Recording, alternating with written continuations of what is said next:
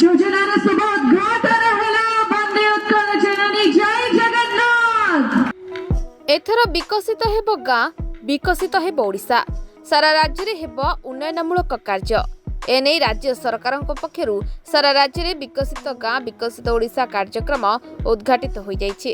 Virtual ମୋଡ୍ରେ ମୁଖ୍ୟମନ୍ତ୍ରୀ ମୋହନ ମାଝୀ ଏହି କାର୍ଯ୍ୟକ୍ରମକୁ ଉଦ୍ଘାଟନ କରିଛନ୍ତି।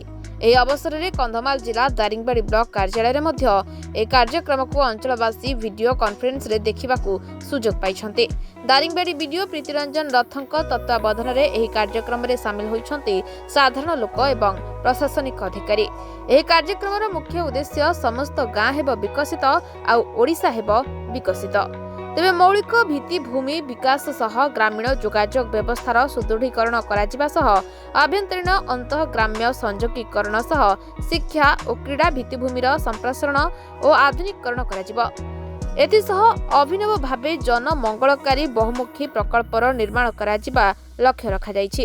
ଏହି କ୍ରମରେ ଦାରିଙ୍ଗବାଡ଼ି ବ୍ଲକର 25ଟି ପଞ୍ଚାୟତର ବିକାଶ କରାଯିବ। ଏହି ଯୋଜନା 5 ବର୍ଷ ପର୍ଯ୍ୟନ୍ତ କାର୍ଯ୍ୟକାରୀ ହେବ। ତେବେ ଗାଁ ଗାଁରେ କଲ୍ୟାଣ ମଣ୍ଡପ, କ୍ଷୁଦ୍ର ପର୍ଯ୍ୟଟନ ସ୍ଥଳ, ପୂଜାପୀଠ, ଗୋଷ୍ଠୀ ସଭାଗୃହ, ପିଇବା ପାଣି, ରାସ୍ତାଘାଟ, ପୋଖରୀ ଖନନ ସମେତ ଅନେକ ଉନ୍ନୟନମୂଳକ କାର୍ଯ୍ୟ କରାଯିବ। ଏନେଇ ପ୍ରତି ପଞ୍ଚାୟତ ପାଇଁ ଖସଡ଼ା ଓ ଯୋଜନା ପ୍ରସ୍ତୁତ କରାଯାଇଛି। ଆଜି ଓଡ଼ିଶାର ଗ୍ରାମାଞ୍ଚଳର ବିକାଶ ପାଇଁ ଏକ ଗୁରୁତ୍ୱପୂର୍ଣ୍ଣ ଦିନ। ବିକଶିତ ଗାଁ ଓ ବିକଶିତ ଓଡ଼ିଶାର ମାନ୍ୟବର ମୁଖ୍ୟମନ୍ତ୍ରୀ ଶ୍ରୀଯୁକ୍ତ ମୋହନ ଚରଣ ମାଝୀ ଆଜି ତାକୁ ଇନାଗୁରେସନ କରିଛନ୍ତି। ଆଜିର ଉଦ୍ଘାଟନ ଉତ୍ସବରେ ମାନ୍ୟବର ମୁଖ୍ୟମନ୍ତ୍ରୀ ଭାଷଣ ଦେଇ ଏବଂ ପ୍ରତ୍ୟେକ ଗାଁର କେମିତି ବିକାଶ ହେବ ଏବଂ ସାରା ଓଡ଼ିଶା ପାଇଁ ପ୍ରତ୍ୟେକ ବର୍ଷ 1000 କୋଟି, ଏହି ଅବସ୍ଥାରେ 5 ବର୍ଷ ପାଇଁ 5000 କୋଟିର ବ୍ୟୟ ବରାଦ କରାଯାଇଛି। ପ୍ରତ୍ୟେକ ଗାଁରୁ ଗ୍ରାମ ସଭା ମାଧ୍ୟମରେ ପ୍ରୋଜେକ୍ଟ ଆସିବ, ତାକୁ ବ୍ଲକକୁ ଆସିବ। 15 ତାରିଖ ଭିତରେ ବ୍ଲକର ଟେକ୍ନିକାଲ ଟିମ୍ ତାକୁ ଦେଖିବେ।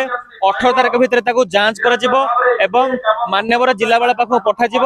ଜିଲ୍ଲାପାଳ ପାଖରୁ 20 ତାରିଖ ଭିତରେ ପ୍ରୋଜେକ୍ଟ ସାଂକ୍ସନ ହେଇକି ଆସିବ। ଦାରିଙ୍ଗବାଡ଼ିରୁ ସୁଶାନ୍ତ କୁମାର ସାହୁଙ୍କ ରିପୋର୍ଟ, ସରକାର ନ୍ୟୁଜ୍।